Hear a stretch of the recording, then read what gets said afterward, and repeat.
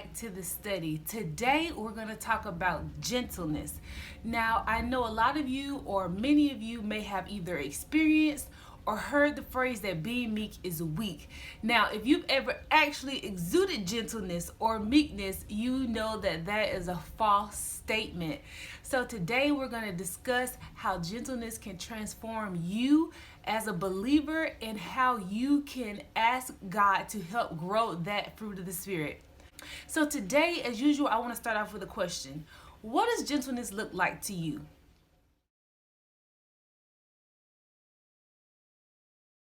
The first point is gentleness molds our view of God and our view of how he treats us. Now, gentleness is for God is when he is able to restrain his strength or his power. I want you to take a look at 1 Kings chapter 19 verses 9 through 12. And just to give you some context in this or in these verses, Elijah has just fled to Mount Horeb into a cave because Jezebel has killed a lot of the Lord's prophets.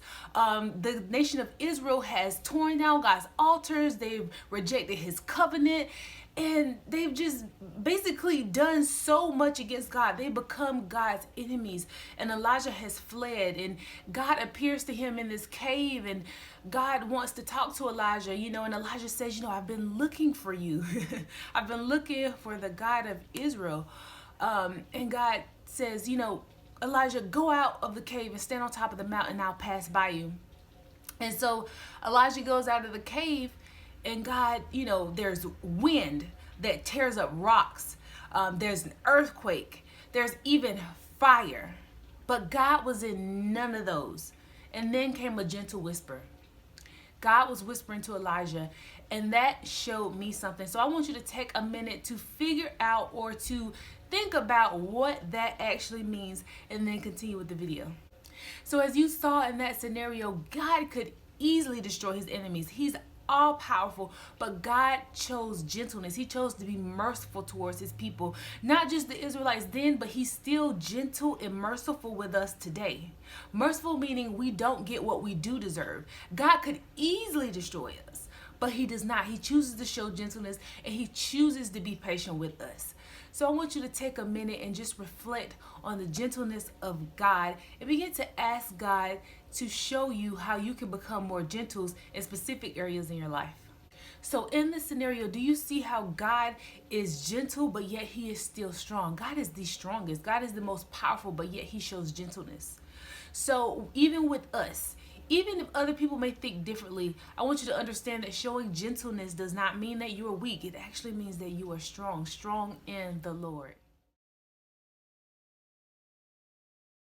So the last and final point I want to make is that gentleness molds our view of others and how we relate to them. Take a look at the screen. Read 1 Thessalonians chapter 6, verses 6 through 12.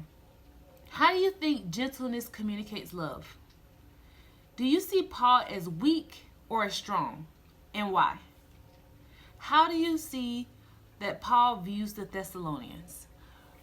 Go ahead and answer these questions and continue with the video.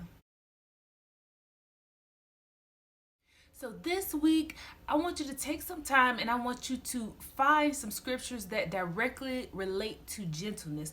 I want you to really meditate on these scriptures. I want you to begin to pray over these scriptures and ask God to develop the fruit of gentleness within you. So as you do that and as you respond in a gentle manner towards others, you'll begin to see your life transform and you will begin to see the effect that it has on other people. So next week, stay tuned. We're going to talk about faithfulness. I hope you're doing well in this study. If you have any questions, remember you can email me. My email is in the description down below. Even if you just want to discuss or you want to talk or you need prayer, you can contact me. All right? Have a great week.